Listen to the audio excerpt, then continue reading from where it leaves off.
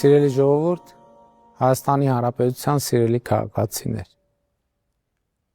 Անկախությունից ի վեր 2025 թվականը առաջին օրացուցային տարին է,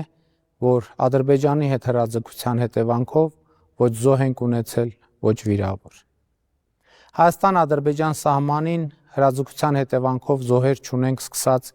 2024 թվականի մարտից, արդեն ավելի քան 22 ամիս։ Սա հանգամանքների պատահական բերում չէ, այլ Հայաստանի ժողովրդի, այսինքն ձեր կողմից 2021 թվականի արտահերթ ընտրություններում կառավարությանը ու խորհրդարանական մեծամասնությանը պատվիրակված ռազմավարության իրականացում։ Այդ ռազմավարությունը արտահայտված է իրական Հայաստանի գաղափարախոսության մեջ և կապված է հայ ժողովրդի պատմությունը ընթերցելու և վերընթերցելու, նրանում անթեղված ուղերձները փնտրելու և գտնելու, այդ ուղերձները իրական կյանքի կիրառելի գիտելիք դարձնելու մեր նորահայտ գործելակերպի հետ։ Մեզ մեղադրում էին այդ պատմությունը փոխելու դավադրության մեջ, մինչդեռ մեր նպատակը Հայաստանի ոչ թե արդեն տեղի ունեցած, այլ տեղի ունենալիք պատմությունը փոխելն էր։ Մեր նպատակը ի վերջո նահատակ ժողովրդի մեզ արտապատվիրակված դերակատարումը հաղթահարելն էր և բազում զոհերի ու զոհողությունների գնով մենք հասել ենք այդ նպատակին։ Մեզ մեղադրում էին մեր ինքնության դեմ գործելու մեջ, մինչդեռ մենք տեսանք ակնհայտը, որ մեր ինքնությունը մեր պետությունն է, մեր պետությունն է մեր ինքնությունը և Հայաստանի Հանրապետության բոլոր քաղաքացիներին, աշխարհսփյուռ հայերին հրավիրեցինք տեսնել այն ակնհայտ իրողությունը, որ պետությունը ուժեղացնելու օրակարգը ինքնությունը ուժեղացնելու օրակարգ է։ Մենք ուժեղացնում ենք մեր պետությունը, հետևաբար մենք ուժեղացնում ենք մեր ազգային ինքնությունը։ Մեզ մեղադրում էին, թե ուրանում ենք պատմական Հայաստանը, թե ուրանում ենք մեր պատմությունը, մինչդեռ մեր քաղաքականությունները մեր պատմության ի վերջո ականջալուր լինելու արդյունք են, որը մեզ ասում է՝ մի կրկնեք, հերիք է կրկնեք ինձ։ Իրական Հայաստանի գաղափարախոսության ներշնչողը պատմական Հայաստանն է, որի ճակատագիրը մեզ ասում է՝ մի գնացեք իմ ճանապարհով, մի դարձրեք Հայաստանի Հանրապետությունը պատմական Հայաստան։ 2021 թվականին մենք ասում էինք ապագա կա, այսօր ասում ենք ապագան այսօր է և այսօր մենք ապրում ենք այն ապագայի մեջ, որի համար դուք Հայաստանի Հանրապետության քաղաքացիներդ քվեարկել եք 2021 թվականին։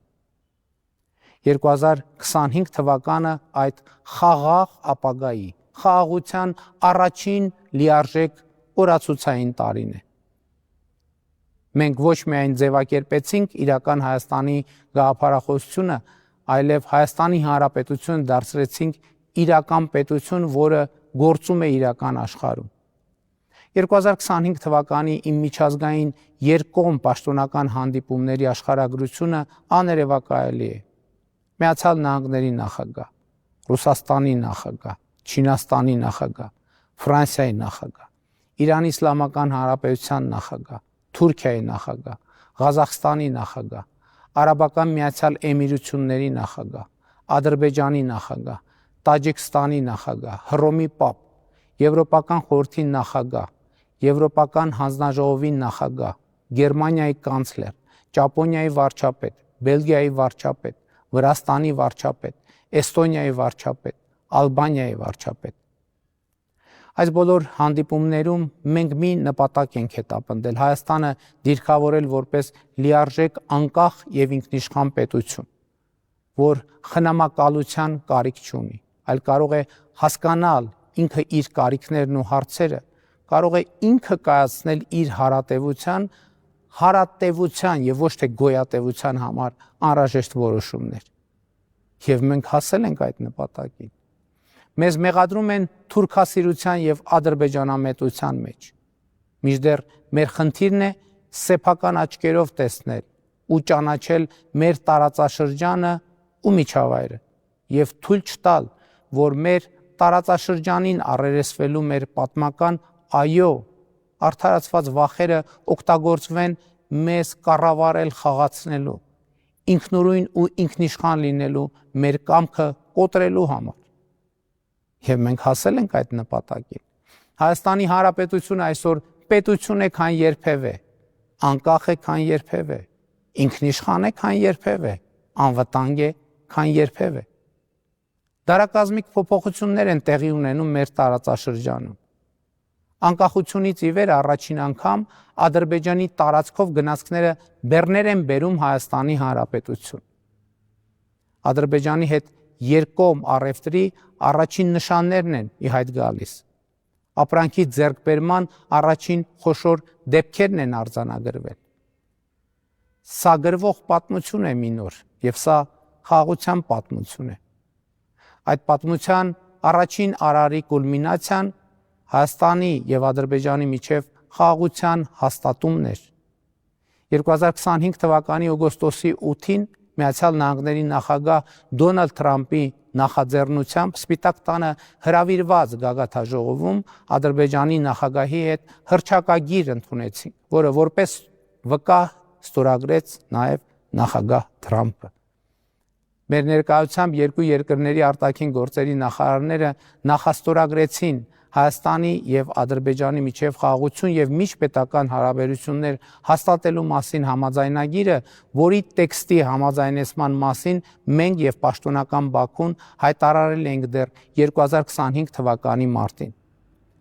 Դրանից առաջ 2024 թվականի օգոստոս-հոկտեմբերին երկու երկրների փոխվարչապետների կողմից Հայաստանի եւ Ադրբեջանի սահմանազատման հանձնաժողովների համատեղ գործունեության կանոնակարգը ստորագրվեց, որը երկու երկրներում հետագայում վավերացվեց, ստանալով իրավական բարձրագույն ուժ։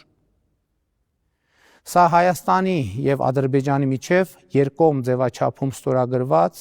եւ վավերացված առաջին փաստաթուղթն է, որը իրականում խաղաղության անկյունակար է։ Այդ փաստաթղթում 1991 թվականի Ալմաթայի հռչակագիրը ամրագրվում է որպես երկու երկրների միջև պետական սահմանի սահմանազատման բազային սկզբունք։ Սա է իրական խաղաղության միակ բանաձևը։ Միմյանց տարածքային ամբողջականությունը, ինքնիշխանությունը ճանաչել խորհրդային հանրապետությունների վարչական սահմաններով, որովհետև ցանկացած այլ բանաձև անվերջանալի եւ արյունահեղ բանավեճի է վերածվելու, թե որն է Հայաստանի Հանրապետությունը եւ որն է Ադրբեջանի Հանրապետությունը։ Այդ բանավեճը վերջ ու ավարտ չեր ունենալու։ Այս է պատճառը, որ 2025 թվականի մարտին հայտարարեցի Ղարաբաղյան շարժումը չշարունակելու անհրաժեշտության մասին։ Այստեղ առանցքայինը այն է, որ թե այս, թե 2022 թվականի հոկտեմբերի 6-ի Պրահայի հայտարարությունը չեմ արել որպես զիջում, ինչպես փորձում են ներկայացնել ոմանք, այլ այդ հայտարարություններին գնացել եմ որպես Հայաստանի Հանրապետության գիտակցված եւ իրական շահերից բխող կենսական անհրաժեշտություն։ Սա կարևոր նրբություն է։ Մեզ մեղադրում են միակողմանի զիջումների գնալու մեջ։ Ճշմարտությունը այն է, որ մենք ոչ մի, բացարձակապես ոչ մի զիջման չենք գնացել։ Մենք գնացել ենք մեր պետության հարատևության օրակարգի հետևից։ Մենք գնացել ենք մեր պետության շահի հետևից։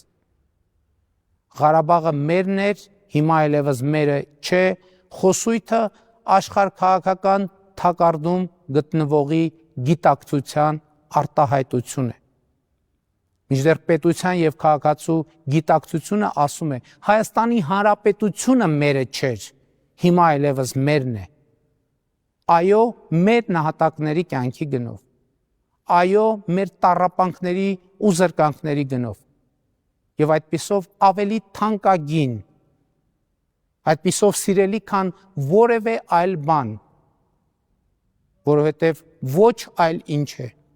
քան իրականացած երազանք։ Հայաստանի Հանրապետությունը մեր իրականացված երազանքն է, եւ մենք այսօր ապրում ենք մեր երազանքի մեջ։ Սիրելի ժողովուրդ, սիրելի քաղաքացիներ, մենք հասել ենք ապագային, եւ մենք ապրում ենք ապագայի մեջ։ Եվ մենք այլևս չենք հայտնվելու անցյալում։ 2026 թվականը մեր այսօրվա ապագայի գեղեցիկ շարունակությունն է լինելու։ Մի քանի րոպեից մենք կդիմավորենք նոր տարին,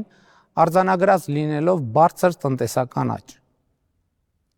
Այսպիսով ձեզ հետ միասին կատարած կլինենք միջինում տարեկան 7% տնտեսական աճ ապահովելու 2021 թվականի ընտրություններում մեր առաջադրած խնդիրը։ 2018 թվականի ժողովրդական ոչ բռնի Թավշյա հեղափոխությունից հետո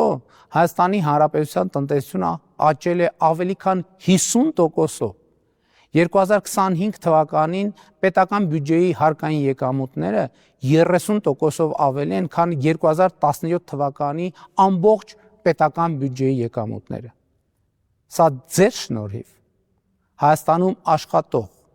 արդյունք ստեղծող, օրենքով սահմանված հարկերը վճարող տնտեսվարողների, այն քաղաքացիների շնորհիվ, ովքեր չեն մոռանում տրամադրել կամ պահանջել հսկիչ դրամարկային կտրոն։ Շնորհակալ եմ բոլորիդ։ Դուք այն վեմն եք, որի վրա հիմնված է մեր հայրենիք պետությունը։ Հայաստանի Հանրապետությունում աշխատող, արդյունք ստեղծող, օրենքով սահմանված հարկերը վճարող, ՀԴՄ կտրոն տրամադրող կամ պահանջող մարդկանց շնորհիվ է, որ րոպեներ անց կսկսի գործել առողջության համապարփակ ապահովագրության համակարգը, որի համար մինչև 18 տարեկանների եւ 65-ից բարձր թոշակառուների փոխարեն կվճարի պետական բյուջեն։ Սա նշանակում է, որ կենսաթոշակառուների կենսամակարդակի էական աճ է տեղի ունենալու, որովհետև ակնհայտ է, որ թոշակառուների մեծագույն եւ առաջնային ծախսերը կապված են առողջապահության հետ, եւ հիմա նրանց այդ ծախսերը էականորեն եւ շոշափելիորեն նվազելու են։ Իսկ թոշակառուների անկանխիկ առևտրի դեպքում ետվճարը ավելանալու հասնելու է 20%-ի, նույնը նաեւ նպաստառուների պարագայում։ 2026 թվականին կավարտենք 300 դպրոցի եւ 500 մանկապարտեզի կառուցման, վերակառուցման կամ հիմնանորոգման ծրագիրը եւ անմիջապես կսկսենք հաջորդ 300 դպրոցի, 100 մանկապարտեզի, ինչպես նաեւ առնվազն 100 արվեստների դպրոցների, մարզադպրոցների, մարզական կենտրոնների կառուցման, վերակառուցման կամ հիմնանորոգման ծրագիրը։ Ակադեմիական քաղաքի նախագիծը մտել է գործնական փուլ եւ ծրագրի իրագործման տեմպերը կմեծանան։ Ինչ ունեմ ասելու այն մարդկանց, ովքեր շարունակում են ապրել սոցիալական վատ պայմաններում։ Նրանց հարցի լուծման մեր ռազմավարությունը պարփակված է հանրահայտ հետևյալ ասույթի մեջ. եթե ուզում ես կերակրել մարդուն, ոչ թե ձուկ տուր նրան, այլ սովորեցրու ձուկ որսալ։ Աշխատունակ մարդը իր ապրուստը պետք է հոգա իր աշխատանքի միջոցով։ Եթե աշխատում ու չի կարողանում իր ապրուստը հոգալ, ուրեմն աշխատանքը բավարար չափով արդյունավետ չէ եւ մենք մարդուն պետք է աջակցենք, օգնենք, որպես աշխատող իր արդյունավետությունը բարձրացնելու։ Արդյունավետ աշխատելու համար անհրաժեշտ հմտություններ ձեռք բերելու հարցում։ Եվ սա նույնպես կրթության ու կրթական ճանապարհ է։ Ցանկացած ոլորտի, ցանկացած հարցի վերաբերյալ կառավարությունը ունի 3 լուծում։ Առաջինը կրթություն, երկրորդը կրթություն, երրորդը կրթություն։ Կրթությունը մեզ համար պետք է դառնա եւ դառնում է ազգային կենսակերպ ու մտածելակերպ, ինչը առանցքային է արտաքին եւ ներքին, տնտեսական եւ սոցիալական ցանկացած հարց լուծելու համար։ Այս ռազմավարության շնորհիվ այսօր Հայաստանում 700,000 դրամ եւ ավելի վարձատրություն ստացող ուսուցիչ եւ շարքային զինծառայող կա։ Սա իրական Հայաստանի, իրական քաղաքացու, իրական ձեռքբերում է։ 2026 թվականին արտահայտվելու է Հայաստանի Հանրապետության միջազգային հեղինակության վերելքը։ Մայիսին Երևանում տեղի է ունենալու Եվրոպական քաղաքական համայնքի 8-րդ գագաթաժողովը, իսկ հոկտեմբերին կենսաբազմազանության COP17 գագաթաժողովը։ Հայաստանը հյուրընկալելու է մի քանի տասնյակ երկրների ղեկավարների և հարյուրավոր երկրների պատվիրակների։ 2026 թվականը տնտեսական ու ներդրումային մեծ աշխուժություն է խոստանում, որովհետև մեկնարկելու է Թրամփի ուղի հանուն միջազգային խաղաղության և բարեկեցության նախագծի իրագործումը, որը ինստիտուցիոնալ կդարձնի Հայաստանի Հանրապետության ապաշրջափակումը։ Մի դարակազմիկ և տարիներ առաջ աներևակայալի թվացող իրադարձություն։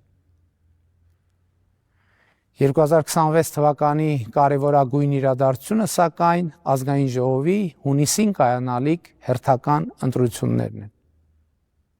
Այդ ընտրություններում է, որ Հայաստանի Հանրապետության քաղաքացին անշրջելիորեն պետք է տեր կանգնի իր ստեղծած խաղաղությանը, իր վերահաստատած պետությանը, իր, այսինքն ժողովրդի իշխանությանը։ Ընտրությունները կլինեն ազատ, արդար, ժողովրդավարական և ժողովուրդը կհաղթի։ Հայաստանի Հանրապետությունը կհաղթի, ապագան կհաղթի, որը այսօր է, այստեղ է, հիմա է։ 2026 թվականը լինելու է համախմբման ու միասնության տարի։ Այնպիսի միասնության, որի առանցքում Հայաստանի Հանրապետությունն է, նրա միջազգայինորեն ճանաչված ինքնիշխան տարածքը, նրա քաղաքացու ազատ, բարեկեցիկ